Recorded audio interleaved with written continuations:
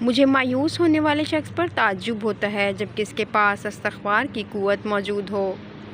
لوگ جتنا بھی دل دکھائیں یہ یاد رکھا کریں کہ جب اللہ کے بندے ہمیں توڑتے ہیں تو ان کا توڑنا ہمیں اللہ سے جوڑتا ہے۔ کسی کا دل اتنا مت دکھاؤ کہ وہ اللہ کے سامنے تمہارا نام لے کر رو پڑے، کیونکہ ٹوٹے ہوئے دل سے آہ نکلی عرش تک جاتی ہے۔ جب آپ کچھ بھی نہ کر سکیں تو اپنی دعاؤں میں اضافہ کر دیں، کیونکہ اللہ کے سوا کوئی آپ کو کچھ نہیں دے سکتا۔ تمہارا ایک رب ہے پھر بھی تم اسے یاد نہیں کرتے، لیکن اس کے کتنے بندے ہیں پھر بھی وہ تمہیں نہیں بھولتا۔ دکھ میں کبھی بھی پچھتاوے کے آنسو نہ بہاؤ، کیونکہ تم وہ خوش نصیب ہو جس کو اللہ نے آزمائش کے قابل سمجھا۔ پریشان نہ ہوا کرو، اللہ نے تمہارا مستقبل تمہاری سوچ سے بہتر لکھا ہوا ہے، کیونکہ جو مقدر لکھنے والی ذات ہے اس کے پاس مقدر بدلنے کا بھی اختیار ہے۔ یہ دنیا بھی کتنی عجیب ہے، ایماندار کو بیوقوف، بیوقوف کو عقل مند اور بے حیا کو خوبصورت کہتی ہے۔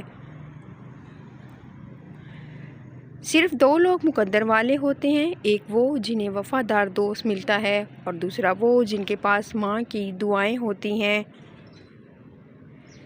اگر تمہیں کوئی صرف اپنی ضرورت کے وقت یاد کرتا ہے تو پریشان مت ہو، بلکہ فخر کرنا، اسے اندھیروں میں روشنی کی ضرورت ہے اور وہ تم ہو۔ تمہارے والدین تمہیں بچپن میں شہزادوں کی طرح پالتے ہیں، لہٰذا تمہارا فرض بنتا ہے کہ ان کے بڑھاپے میں ان کو بادشاہوں کی طرح رکھو۔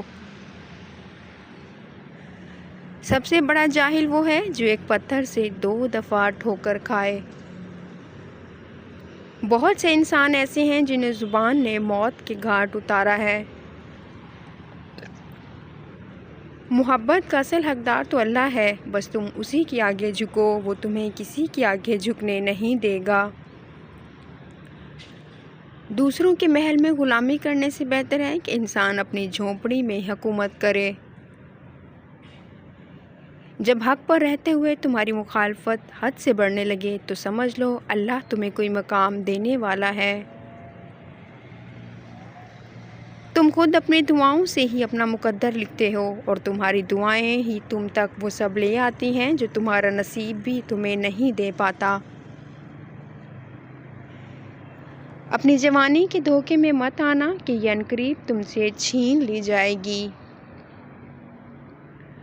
کچھ رشتے اللہ خود ختم کرتا ہے تاکہ ہماری زندگی خراب نہ ہو سکے، بے شک وہ جو کرتا ہے بہتر کرتا ہے۔ ایسے شخص کو کبھی مت گنوانا جس کے دل میں تمہارے لیے محبت، فکر، عزت اور چاہت ہو۔ بے شک مشکل کے ساتھ آسانی ہے، مشکل وقت پر صبر کرنا اور بہتر وقت پر شکر کرنا مومن کی پہچان ہے۔ تم کسی کے ساتھ بھلائی کرو، تمہیں اس کا بدلہ برائی کی صورت میں ملے تو سمجھ لو تمہاری نیکی قبول ہو گئی۔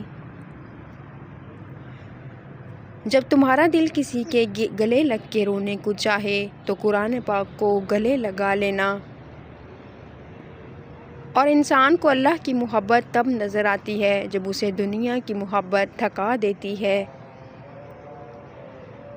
اپنا کردار بنانے میں اتنا مشغول ہو جاؤ کہ دوسروں پر تنقید کرنے کا وقت ہی نہ ملے۔ اپنے جسم کو ضرورت سے زیادہ مت سنوارو، اسے تو مٹی میں مل جانا ہے، سنوارنا ہے تو اپنی روح کو سنوارو، کیونکہ اسے رب کے پاس جانا ہے۔ جب میری دعا قبول ہو تو میں خوش ہوتا ہوں کہ اس میں میری مرضی ہے، اور جب قبول نہ ہو تو میں اور خوش ہوتا ہوں کیونکہ اس میں میرے رب کی مرضی ہے۔ وہ شخص کیسے ضائع ہو سکتا ہے جس کا ضامن خدا ہے۔ دوست کی غلطی ریت پر لکھو تاکہ پانی اسے مٹا دے، اور دوست کے احساس پتھر پر لکھو تاکہ کوئی اسے مٹا نہ سکے۔ اچھے لوگوں کا تمہاری زندگی میں آنا تمہاری قسمت ہوتی ہے، اور انہیں سنبھال کر رکھنا تمہارا ہنر۔ زندگی کے ہر موڑ پر صلح کرنا سیکھو، کیونکہ جھکتا وہی ہے جس میں جان ہوتی ہے، اکڑنا تو مردے کی پہچان ہے۔